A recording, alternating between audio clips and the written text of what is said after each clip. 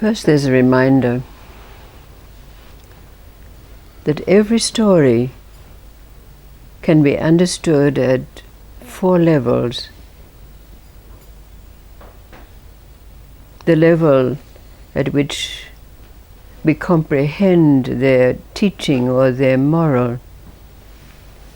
The level at which we recognize their archetypes and their symbols. And the level where we are the story, knowing that every element of the story is an aspect of our self.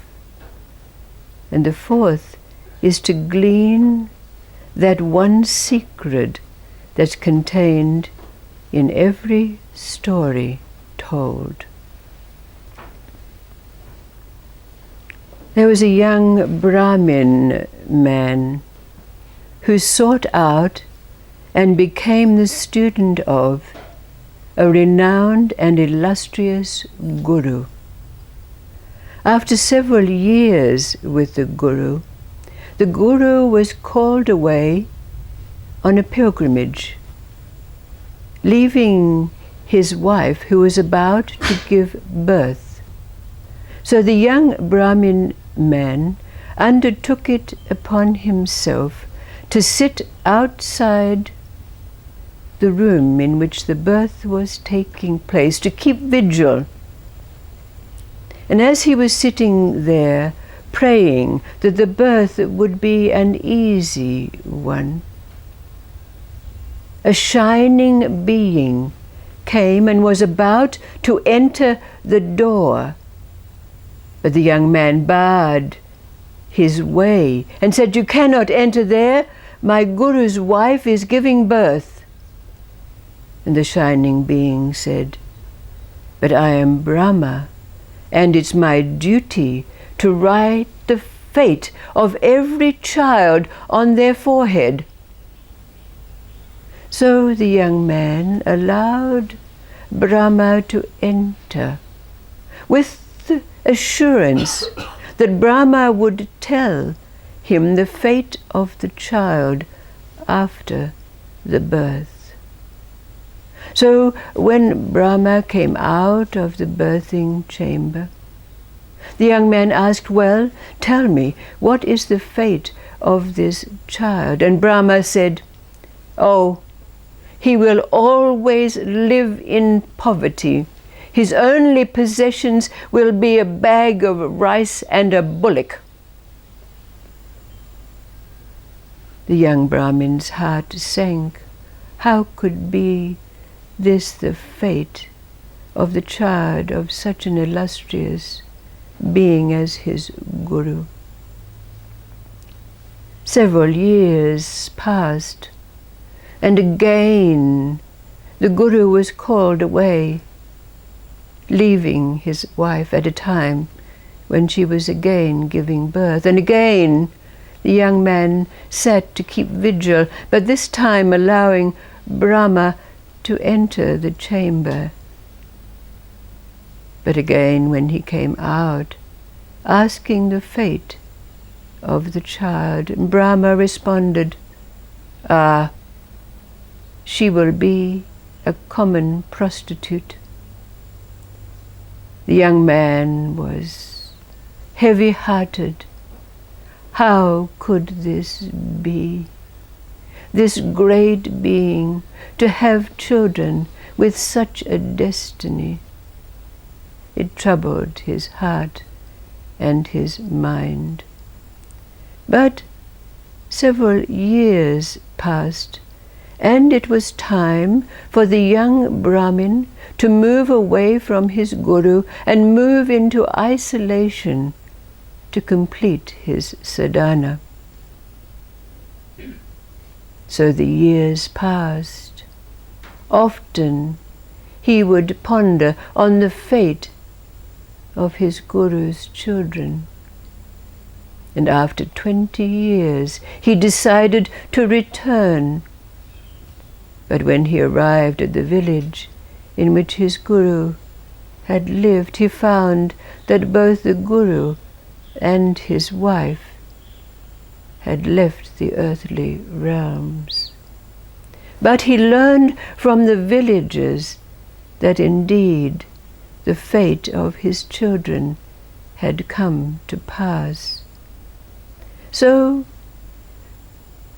the young man, now not so young, sought the son of his guru and found him in abject circumstances. Poor, poverty-stricken. And he went to him and he said, "I am the student of your beloved father. Will you do what I ask of you?" And the young, poverty-stricken man, seeing the great compassion and love on the face of this his father's student, he immediately undertook to fulfill what he demanded. And so the Brahmin said, "Sell your bullock and your rice, and make a feast for your family and all the poor of your village.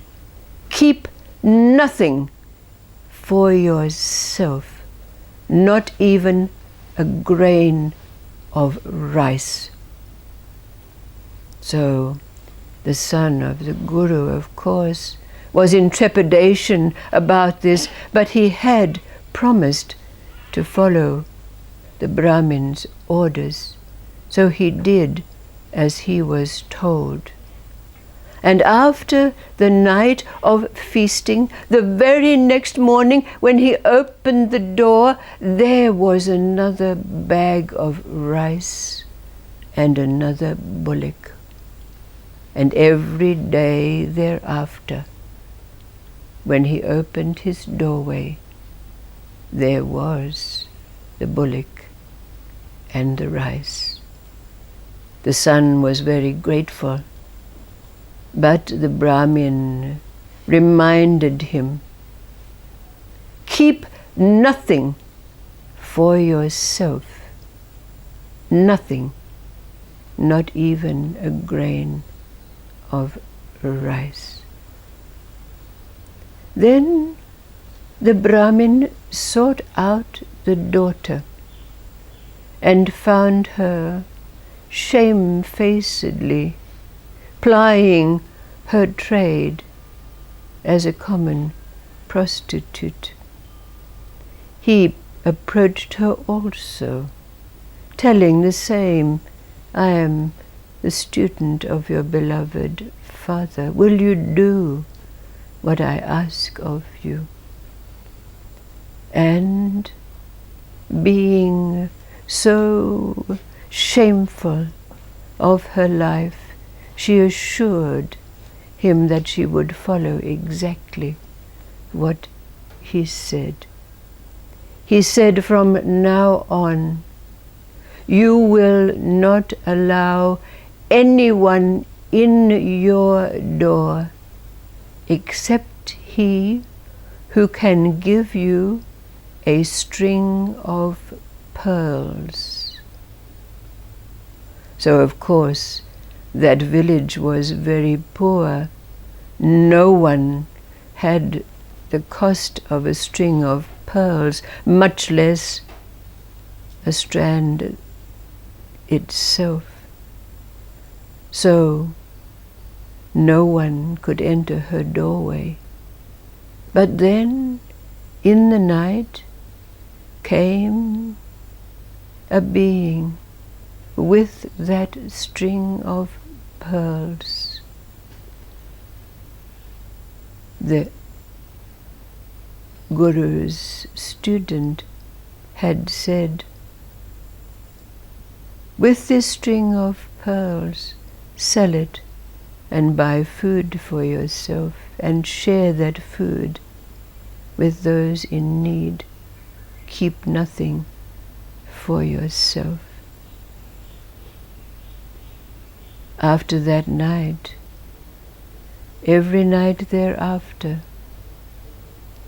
she kept her word, only allowing he with a string of pearls to enter. The Guru's student said, "This is your husband. Be true to him and no other, but remember, keep nothing for yourself." Both the son and the daughter kept their word, giving largesse every day. But then, one night, the Brahmin was confronted by the shining being. It was Brahma himself. And Brahma said to the Brahmin, "You have kept me enslaved to fulfill these young people's fate. I every night have to deliver a bag of rice and a bullock and a string of pearls. I'm tired." And the Brahmin said, "Well, that's very easy. These young people have expiated their karma. So end their destiny, end their fate." And this is exactly what Brahma did.